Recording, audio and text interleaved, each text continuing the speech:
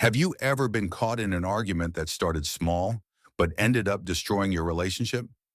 How you handle conflicts determines whether your relationship grows stronger or falls apart.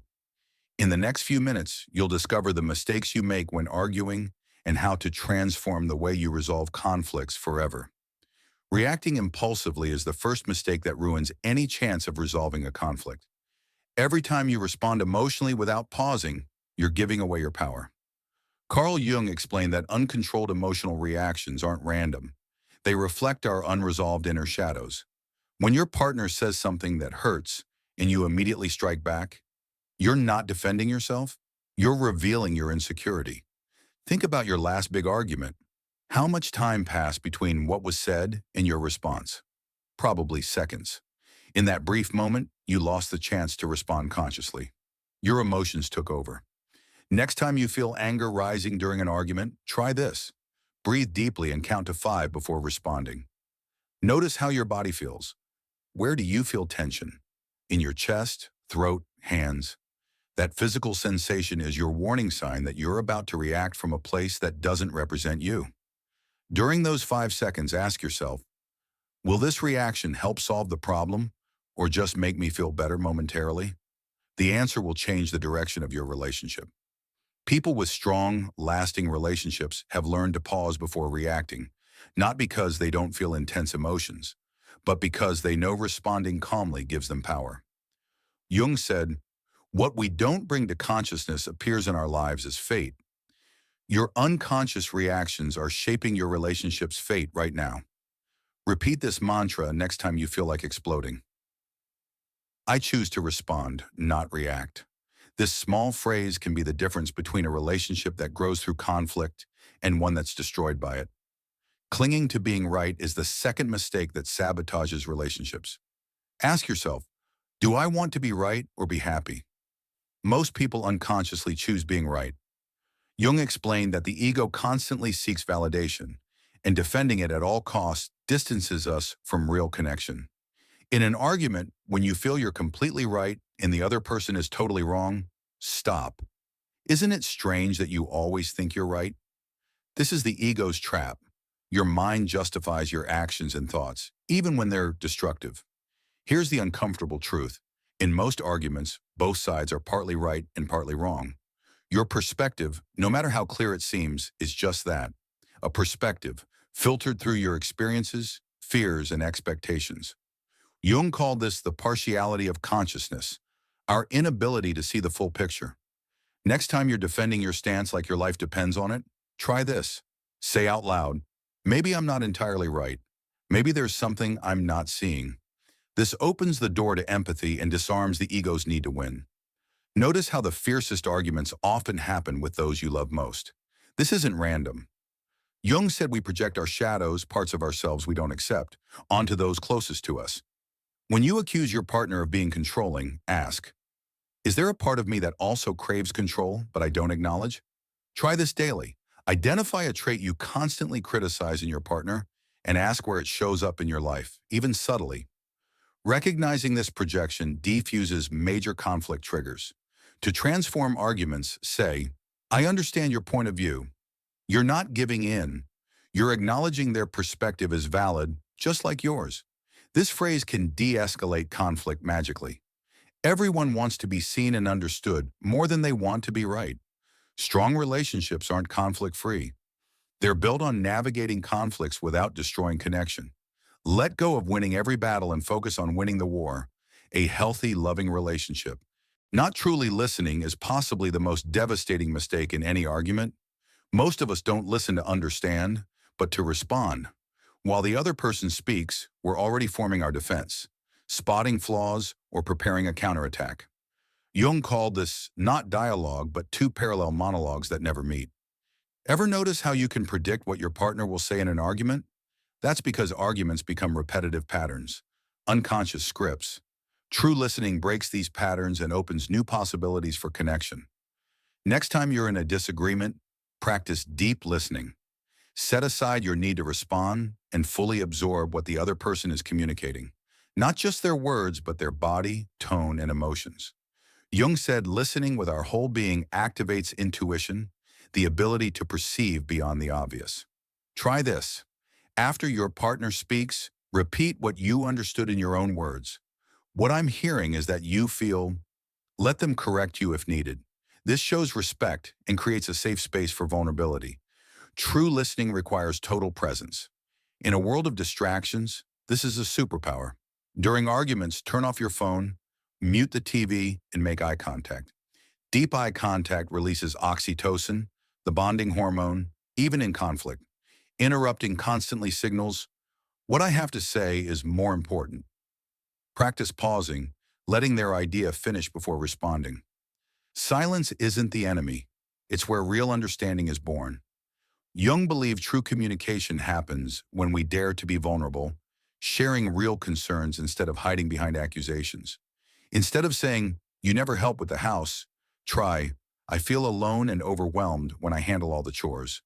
The first invites defense, the second invites empathy. The quality of your listening determines the quality of your relationship.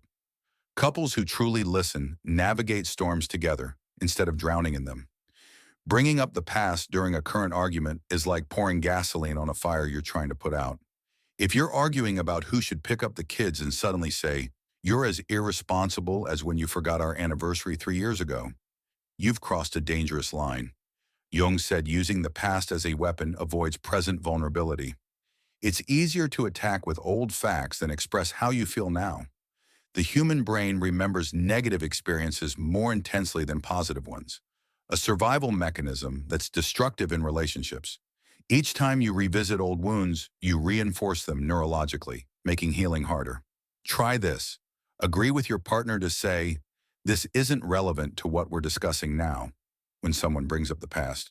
This refocuses on the present, where solutions are possible. Jung spoke of complexes, emotional knots around unresolved wounds. Bringing up the past activates these in both of you, turning the argument into a battle of old hurts. Ever notice how some arguments spiral from a small issue to evaluating the entire relationship? That's the past invading the present. Keep discussions focused on the current issue, as if it's the first time.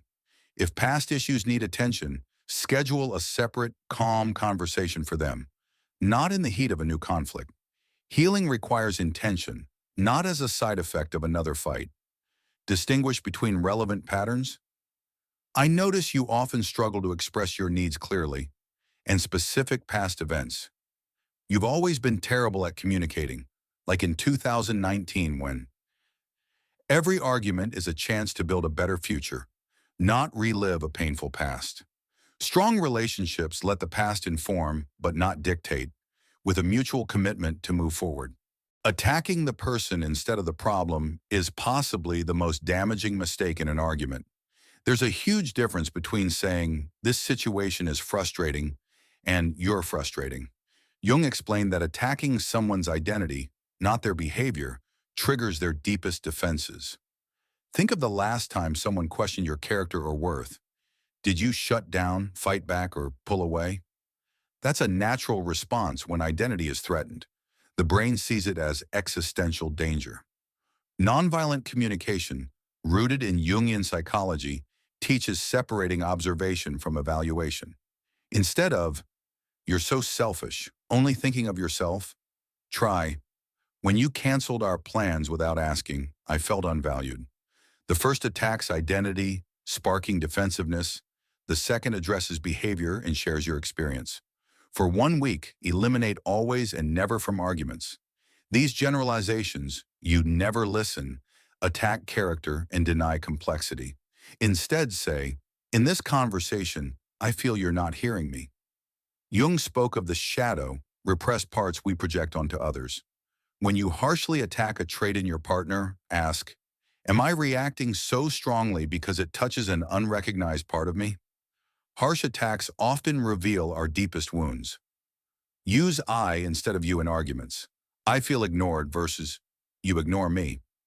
No one can argue with your feelings, but accusations spark defense. Before attacking your partner's character, ask, what's really hurting me? Under anger is often pain, fear, or sadness. Expressing that vulnerability fosters connection, even in conflict. Words can heal or wound. Some wounds never fully heal. Jung believed words manifest our psychic energy, shaping reality. The words you use in arguments build or destroy your relationship. Agree with your partner on a communication code banning personal attacks, creating a safe space for conflict without eroding respect. Constructive criticism targets specific behaviors with clear alternatives. I'm worried when you're late without notice. Can you text me next time? Versus, you're totally irresponsible. Jung taught growth happens when we see the other as a complete you, not a projection of our fears. Focus words on the problem, not the person, so you face challenges together, not each other. This transforms arguments into opportunities for deeper connection. Conclusion: arguments don't destroy relationships. How we argue does. Jung understood conflict is inevitable and necessary for growth. Couples who never argue often avoid issues that later explode. The 5 mistakes, impulsive reactions, needing to be right, not listening, revisiting the past, and attacking the person, stem from our fear of vulnerability, of not being enough, of abandonment. Jung said our strongest reactions reveal our deepest wounds. Awareness of these patterns frees you from them. In a heated argument, you can follow the usual path to pain or pause, breathe, and choose differently. This is Jung's individuation, becoming who you're meant to be. No one's perfect. The difference is recognizing mistakes, learning, and returning to mutual respect. True love isn't the absence of conflict, but the willingness to navigate it together without destruction. Commit today. Comment, I choose to communicate with love, even in conflict. This reinforces your intent to transform how you handle arguments. The deepest relationships are built not in easy moments, but in navigating storms together. Every argument is a choice between fear and love, reactivity and consciousness. Share this message if it resonated. It could plant a seed to transform a relationship. Your relationships mirror your relationship with yourself. By cultivating self-compassion, you bring those qualities to all your connections. That's Jung's gift. Outer transformation begins within.